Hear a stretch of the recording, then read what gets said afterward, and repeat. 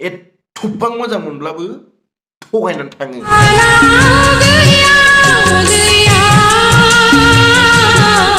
तो हेलो लोगोफोर गिबियावनो आंनि बे आरके ब्लग इउटुब चेनेलाव बरायग्रोनाय जाबाय। स' दिनैनि भिडिअ'आनो जाहैबाय माने मेहेरादा आरो मिथि नार्जारिनि सायाव आरोना।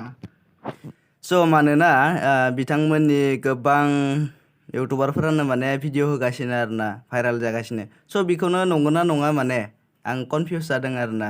नै भिडिअखौ नायनानै लादो नोंथांमोनाबो एसे। गोसोथोनो सानबाबो गोसो जाया। अरे कहना क्या चाहते हो?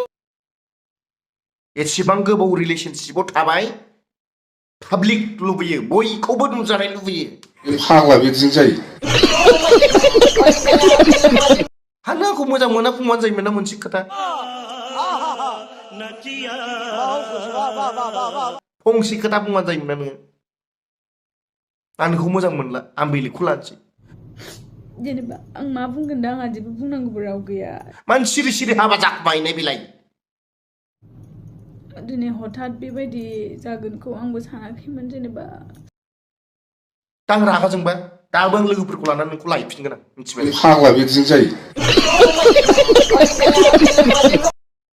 मोजां मोनदोंमोन नैबे बिथाङा, मोजां मोनदोंमोन नोंखौ।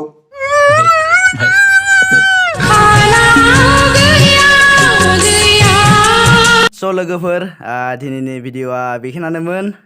भिडिअ'खौ नुखाबाय जानांगौ। स' भिडिअ'खौ जोबजासिम नायनायनि थाखाय बयनिसिमबो थेंक इउ स' माच।